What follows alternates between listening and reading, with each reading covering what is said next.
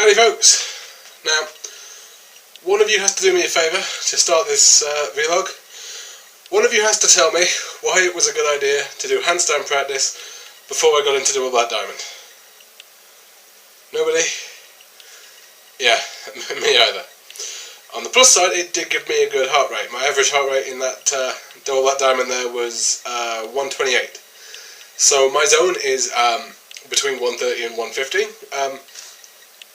But obviously, and this is a kind of a good point that I haven't really made when talking about heart rate monitors on this, you aren't going to start off in your zone. So if I'm hitting an average of 128 and my zone's 130 to 150, for the majority of the workout, I was probably more or less in the lower range of my zone, which is kind of what I was expecting this week. So why was I expecting that this week? Well, we'll do the quick weekly update here. So I did not do a vlog last week. Apologies for that, folks. Kind of trying to get a schedule together for these that combines with the workout schedule pretty well, especially now that I'm doing the recipe pages. Ideally, what I want to happen is I want the recipe pages to happen on a Monday. This blog to happen either on a Saturday or a Sunday. It'll get recorded on a Saturday. It'll likely get posted on a Sunday. And then a questions from the blank to happen about Wednesday or Thursday. It seems to keep everything going regularly, and something I do hate to see is sort of page views ticking over on the blog with me having no new content there. Yeah, I don't want anyone who's taking their time to actually come and read the blog, and thank you for all of you that do. We're fast approaching 2,000 views. I'll let everyone know with a little celebration when that happens. But I don't want you guys to be clicking through to it and taking that time and effort unless there's something for you to see. So, after that complete tangent, yeah, so what I didn't mention, because I didn't do the blog last week, was the schedule I'd set. I did post it on the bottom of one of my videos, and I mentioned doing it. I hadn't talked about completing it. You can totally tell I just worked out. I'm all over the place. It's all good. So the first week of that routine went really, really well. I think the only thing I missed was like one energy because my back was hurting a little bit. My back can sometimes be a little bit tweaked from strength builder. I'm not entirely sure what it is that's doing it. I am still having some problems with the hip. Actually going to get that checked down on Wednesday. I have that booked, that's sorted. Because icing it has been helping a little bit, but it's still, it's kind of a weird thing.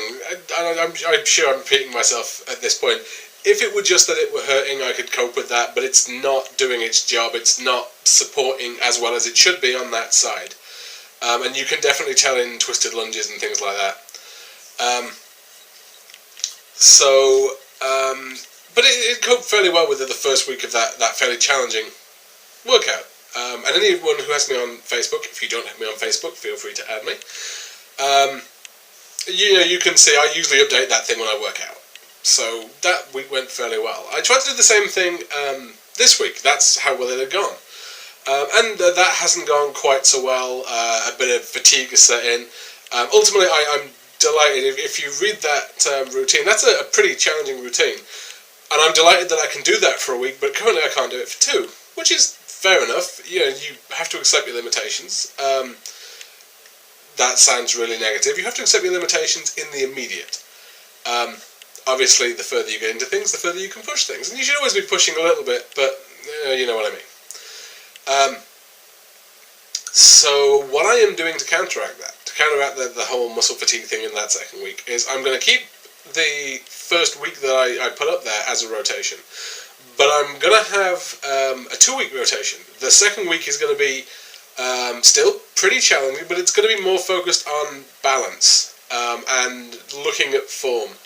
A bit easier on the second workout. I don't think I have any fat burners in the second workout of the week there, unless I'm doing below the belt, because below the belt doesn't work your shoulders at all. So yeah, so I haven't tried that yet. I kind of just finished trying the second week of the challenging routine. So what I'm probably going to do is go in and do the balance and form week this next week coming. That said, all change. My shift at work just changed to completely the opposite of what I'm doing now. I'm still working nights, but I currently have it set up so that the longer routines, the diamond cutter, the double black diamond, happen when I'm not at work, which is the end of the week. At this point, the Thursday, Friday, Saturday. My new weekend, I do 3-day weekends, I work 10-hour shifts, is now going to be Monday, Tuesday, Wednesday, so I kind of have to figure out where that's going to fit in, and how to transition into that without losing any workouts. The good news on that is I do have some vacation time, which gives me the chance to sort that out and to really focus on the not only the DDP yoga, but as you know, I am practicing a handstand. The advice I've heard from a couple of people on the handstand practice, having watched the videos and stuff, is to start practicing from the perspective of kicking up into a handstand, which I've given a little bit of a go to. I actually tried that before the double black diamond. That's what I was doing. Probably the wrong time to try that, because my push-ups just absolutely sucked. But it actually feels pretty good. I can kick up better into that than I thought I was going to. I'm probably going to try kicking up into a wall and doing things that way. But it's all good. Do I think I'll be able to do it in time for Christmas, which is 55 days now, I think? I'm going to try, and I'm going to see how it goes. At the very least, I'd like to be able to kick up onto a wall and maybe bring my feet away from the wall, if I can't do the full thing. I'm not hedging away from doing the full thing. I have 55 days. That's a long time, and now that I've got this new routine, I think that's going to go really, really well. On the point of next week, while I'm doing a little bit of housekeeping, I may not do an extended blog. I might do. I'm actually out of town for a little bit. I have tickets to go and see wrestling in Dublin, which is going to be awesome. But it kind of has me travelling backwards and forwards, and I'm going to make a point of doing the yoga. I'm not going to miss any days off the routine, certainly not when I'm trying out a new week. But I might not have time to sit in front of the camera quite so much. You'll definitely get a QFTP, and you're definitely getting a recipe. I have an awesome recipe. Some of you guys might not have tried before. Cooked up a little bit of beef tongue. Threw a picture on Facebook you might have seen. If you've never tried tongue, and maybe the idea creeps you out a little bit, I know it's simple, like with a bit of an animal you can recognise. That's definitely going to be worth the read. What I actually want to say, and why I bring it up on this video as opposed to just when I post the page, because I don't post videos on the recipes yet, is I know from a little bit of the feedback I've got from people that a lot of people are disgusted at the concept of eating a tongue, especially if you haven't before. And what I wanted to say, just to make a general point about the food on that, is you kind of have two choices when it comes to meat. You can eat something you don't recognise, burgers, sausages, fast food, McDonald's. Fun fact, actually, McDonald's and Burger King both don't use tongue. The reason being, it's too good a cut of meat for them to use. It's too expensive, ultimately. They use far inferior cuts of meat. It's just a fun little fact. But the other choice for meat you can eat is meat you can recognise. But that was just a little point I wanted to make. I will let you guys decide which one's better. I will throw up the pictures. I will throw up the recipe itself. That's my little advert for what's happening next week. So, and I can see this has already been going for like 10 minutes so far, so I want to jump ahead a little bit here and just go into a bit of a general topic for the week. And I'll keep it short, don't worry. So when I was coming up with questions for Questions from the Plank, the start of this week when I did the vertical one, Susan asked a really great question that I didn't necessarily think I could answer in the time it usually takes me to do a plank, certainly not a vertical one. And her question was, what benefits have you seen from DDP yoga that you didn't expect? And that's a really good question, something I do think needs to go on these blogs, for me as much as anyone when I watch back through them. But if it inspires you guys, if it inspires someone you know, share the vid, you know how it works. Stuff that's happened. Well, obviously, the stuff that goes without saying is, I got fitter, stuff like that. The stuff that you would expect, obviously. And one thing I have mentioned already on these videos, the video I did when I was walking through Cove, is that I actually save money. Because I can now walk up the huge hill between the train station and where my house is. Which I couldn't do before, and that saves me €5 a day, which is about $5 or $6, I think. So, anyone that tells you that it's more expensive to eat healthily, that's the kind of hidden benefit you can expect. Other things worth mentioning, I got to speak to not only Dallas on the phone, and Dallas is now friends with me on Facebook, and if I ask him a question on there, he'll answer. And to anyone who hasn't joined the program yet, that's not necessarily special. The best way I can think of putting it, or the fairest way of putting it to Dallas so that he's not inundated with people randomly spamming him, if you are putting the time into the program, Dallas is quite happy to put his time into you. Now, obviously, it's not for me to decide who he finds worthy and who it isn't. I'm just saying, don't get your expectations up of him randomly answering every little question you've got. If you're on Team DDP regularly, if you're dropping weight regularly and you just want to ask his opinion, that's fine. But he will give you the time of day, which is a big thing. If you had a George Foreman grill that developed a fault and you called George Foreman, he's probably not going to take your call about it. The second point on that, and something Dallas did for me, so my big inspiration in getting into this program was Jake Roberts. And Dallas actually gave me the opportunity to speak to him. He mentioned to Jake that Jake had been my inspiration. Jake happened to be there when I was in contact with Dallas, and Jake called me and we had a whole conversation about it, and I wished him the best of luck, as I am now, into getting into the 2014 Royal Rumble. That was awesome. That was something I never possibly would have expected coming into this program. Is it necessarily a benefit of the program itself? No, but it's something awesome that came as a result of it. But on to more kind of general things, if you like, less spectacular things, shall we say, that came from doing this program. The first of all, a lot of general ability things that you don't necessarily think of. Tying shoelaces is one. I think I mentioned it in an earlier blog at one point. Being able to kind of effortlessly tie your shoelace is not something you can do when you're 375 pounds like I was when I started. I now do that without thinking. Sitting in comfortable positions. Well, not having to change your position every 5 minutes, if you prefer. Not getting a leg that's sore because you happen to be sat on it, that kind of thing. General comfort, general quality of life is something that improved so much that I never realised was going to from doing this. And I can say this because Susie's upstairs in bed while we're talking about general body benefits. It doesn't do the sex life any harm either. Seriously, guys. And I'm not just talking the weight loss there, the yoga, kind of beneficial, especially when she does it as well. Blue section over with. Not giving any more information away. So, what else? There's definitely a confidence aspect that I didn't expect coming in to doing DDP yoga. But it's a bit of a difficult one to explain. It's not necessarily that's my TV turning itself off again. At some point I'm going to do that before I start recording these vlogs.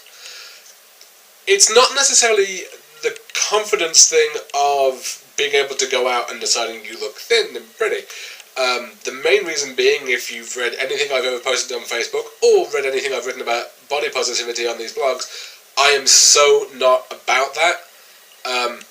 You can look whatever size you want to look, you can look however you want to look, so long as you're happy, in my opinion.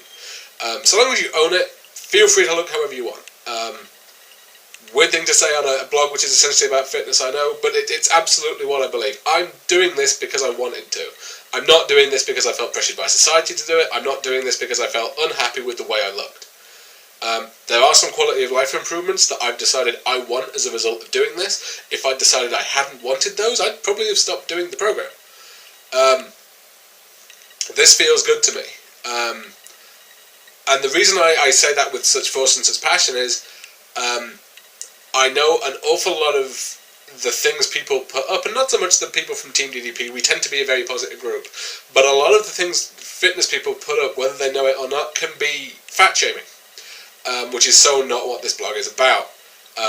And indeed, I actually had a conversation with Dallas about this at one point, possibly I think on Facebook, it might have been by email. He's totally not about it either. If there's one thing that I could definitively tell you Dallas isn't from the conversations I've had with him, it's he's not a bully. He might yell at you during a workout, but then again, I doubt there's a single person out there who's done DDP yoga that hasn't yelled at him while you've been doing the workouts. See, that's the way it works. But yeah, so I had to be very careful with the way I phrase this, and I know that was a lot of lead into what I'm saying. I am more confident about my ability to do things over a longer period of time. And my ability to get results when I do that kind of thing. And I think that's something I'd lost that I never even realised I'd lost.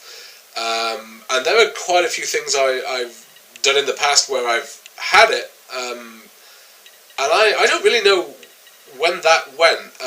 So for example, I can play the piano to a reasonable level, and I can wrestle to a reasonable level, and they were the same thing. They were something I practiced where I got better, and at some point I kind of got into the headspace where the things I was doing, I felt like if I wasn't good at it straight away, or if it was challenging as soon as I started it, I was never going to be good at it. Now that's gone. That's not something I am remotely in the headspace for at this point. Why did it take DDP Yoga to do that? I think it's the way DDP Yoga starts off. I think it's the ease at which the program starts off, how much the program tells you to make it your own and make modifications. I've got to give Dallas the shout on his involvement as well. The guy getting personally invested in you, and really giving a toss about whether or not you succeed, so long as you're putting the work in. That's an amazing thing as well. That's not something I've seen in any other program. And I think the fact that when it comes to the things where I did find it harder, so what it's about basically for me in this mindset is making sure that when you have a setback, it doesn't absolutely destroy you. You can see now when I'm talking about doing the headstand. I have the handstand, rather. Let's not get that confusion started. I have the goal of doing that by Christmas Day. It was a completely arbitrary goal when I set it. If I don't manage that for any reason, that is not going to crush me. I'm going to keep going and keep trying it until I do get it. If I get it in February, I get it in February. If I get it in June, I get it in June. So long as I don't stop what I'm doing, I'm perfectly fine with that. That's the mindset that the program encourages. And it's something which I think is if there's nothing else I've taken away from this program, and obviously I have, as I've just got through a whole list of them, ignoring the obvious ones where I'm much healthier, one and a very tangential one here, but it's important to me in my situation at the moment, for reasons I don't necessarily want to discuss. When I go to a doctor, I do not instantly hear that weight is going to solve any medical issue I go to the doctor with. And that's awesome, because anyone who has ever been 300 pounds or anywhere near that will tell you if you go to a doctor pretty much with anything, the first thing you hear is, well, weight loss will solve that, whether it's true or not. So that's an awesome side effect, which is a complete tangent. But yeah, I think if there's one thing I've taken away from this, it's the confidence to know that if I just keep going with something, I'm going to succeed at it. And I'm going to keep succeeding with this. That's a really good up note to end this video on. So yeah, I apologise guys, this one was a bit rambling. It's about 6 in the morning here. Just finished Double Black Diamond. It's all good. So I will either see you guys next week, or I will see you guys in the next QFTP. For now, peace, I'm out.